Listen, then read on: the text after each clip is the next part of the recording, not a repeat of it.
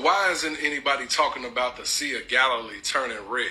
So Israel Water Authority explained that the red coloration is due to the accumulation natural pigment, secreted by the strong algae in response to strong sun exposure. Now they gave a statement on Monday and stated that the pigment was non-toxic. But in the Bible, which sea turns red?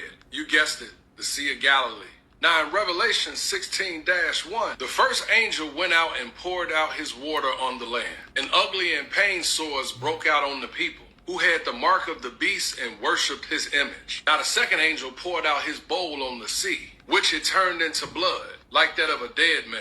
And every living thing in the sea died. Now the biblical sea is actually a freshwater lake in northern Israel. And the waters turning red hearken to the Old Testament account of the water of the Nile River. The red rivers of the Nile is one of the plagues that God brought to Egypt to convince the Pharaoh to free enslaved Israels, which is according to the book of Exodus. Are these the last days coming? Do we believe Israel Water Authority or do we believe the Bible? This is absolutely what you should not be talking about if you are trying to convince people to become members of your Christian cult.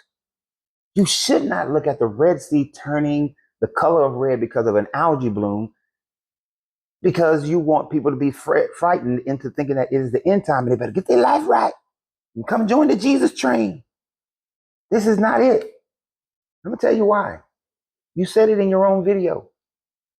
Now, the Israelite Water Authority is telling you that this is an algae bloom that has occurred, that is occurring right now, that because of intense sunlight, that this has occurred before. But the intense sunlight with the algae causes it to do this. It's happened before. It's not unreasonable to think that it's happened back in the days before they understood how this thing occurs, because they didn't know about algae blooms and things of that nature. But you read your own Bible. Well, first, the Bible doesn't say anything about it happening in the Sea of Galilee. You just made that part up. Let's just clear that right now.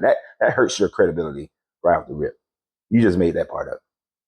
But what's the difference? Notice it. The Exodus story talks about the Nile River turning into blood. Exodus 21 talks about how the seas turn into blood. How them turning into blood kills all the life in the water. Because let's be real, if it's just water the color of red, it may not kill everything. But if it's water and it turns into blood, then the fish can't swim. The things that need oxygen can't live. They die.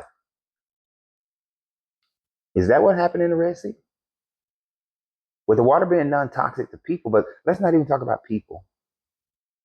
It is quite evident that the water is non-toxic to the fish life that is in that water, because we don't see fish floating all over the water. We don't see, I don't know if they got turtles over there, but whatever the animals that live in the Sea of Galilee, you don't see them all floating and floating and floating up. No, you don't. And I guarantee, and this is what my country grandfather taught me, if you take a dog over to that water, if the dog drinks the water is safe. The water is safe. I don't know if that's a real thing or not. I know that's what I was told.